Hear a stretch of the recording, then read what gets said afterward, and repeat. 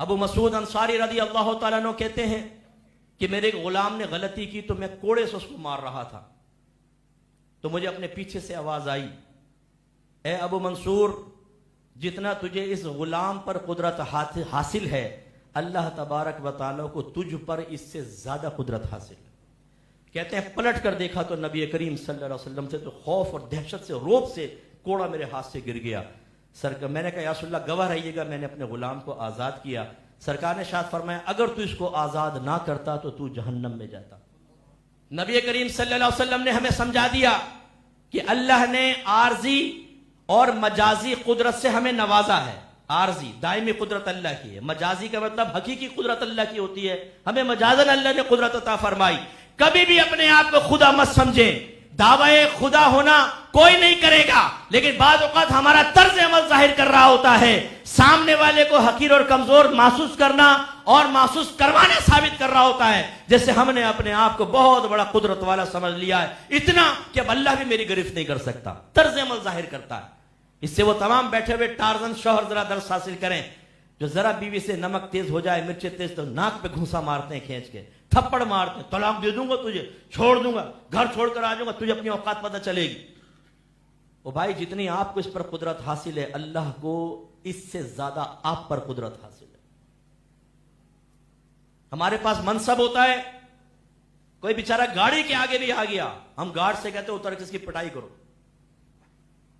میں نے منظر دیکھا نہیں، میں رکا نہیں، ایک دفعہ کسی نے اوورٹیک کیا ہوگا کسی گاڑی کو، لینڈ کروزر کو، تو وہ لینڈ کروزر والے نے آگے لایا، اس کے پیچھے گارڈ بیٹھے ہوئے تھے، اس میں سے اترا، وہ اسٹک اس نے نکالی، جو ہوتی نا اسٹک کے اندر ہوتی ہے، اس کو نکال، پھر وہ منظر میں دیکھ نہیں سکا، میں چونکہ روکنے پہ بھی قادر نہیں تھا تو میں چلا گیا، اس نے اس کو مارا ہوگا کہ خوب، اور وہ لڑکا اترا، وہ کسی بڑے صاحب کا بیٹا ہوگا، گارڈ گنے لے کے کھڑے ہوئے ہیں، سامنے والے کیا کرے گا، پٹنے کے علاوہ کچھ نہیں کرے گا، لیکن جس وقت اس کو پیٹ رہا تھا اس کے ذہن سے نکل گیا تھا کہ ایک ایسا قادر مطلق بھی ہے جو بروز قیامت میرا احتساب کرے گا۔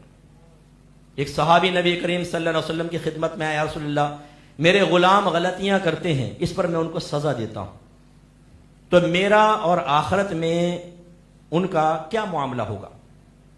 رحمت کونین صلی اللہ علیہ وسلم نے فرمایا کہ تیری مار ترازو کے پلڑے میں رکھی جائے گی اور ان کی خطائیں دوسرے پلڑے میں رکھی جائیں گی، اگر خطا اور مار برابر ہے تو نہ لینا نہ دینا، اگر تیری مار کم ہے خطائیں زیادہ، ان کی نیکیاں تیرے نام اعمال میں ڈالی جائیں گی، اور اگر تیری مار اور سزا زیادہ ہے اور ان کی خطائیں کم تو تیری نیکیاں نکال کر ان کے نام اعمال میں ڈالی جائیں گی۔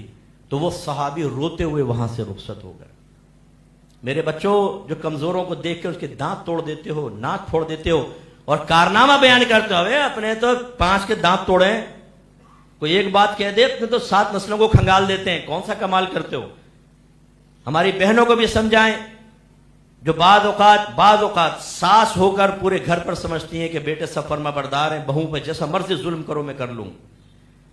بعض بہویں ایسی ہوتی ہیں کہ جو بہت تیز ترار ہوتی ہیں، پڑوسی ملک کے ڈرامے دیکھ دیکھ کے انہیں پتہ چل گیا ہے کہ ساس کو کنٹرول کیسے کرنا ہے اور شوہر کو کیسے اپنے پیچھے لگانا ہے، کیسے اپنی جھیل جیسی آنکھوں اور سانپ جیسی زلفوں کو ہلا ہلا کر شوہر کو قدموں کے اندر گرانا ہے، غلمٹا بنانا ہے، ان کو معلوم ہوتا ہے۔ وہ ساس پہ ظلم کر رہی ہوتی ہیں، بیٹے کو اس کے خلاف کھڑا کر دیتی ہیں، بیٹا سینہ چھوڑا کر امی آپ نے میری بیوی کو رلا دیا۔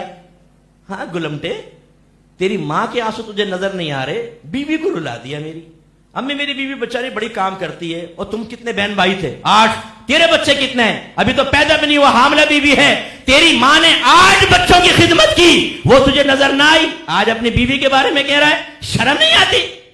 ڈوب مرنے کا مقام ہے۔ ماں دوسری نہیں مل سکتی، بیویاں تو سینکڑوں تمہیں مل جائیں گی۔ یاد رکھو یہ خرابیاں چل رہی ہیں، کیوں؟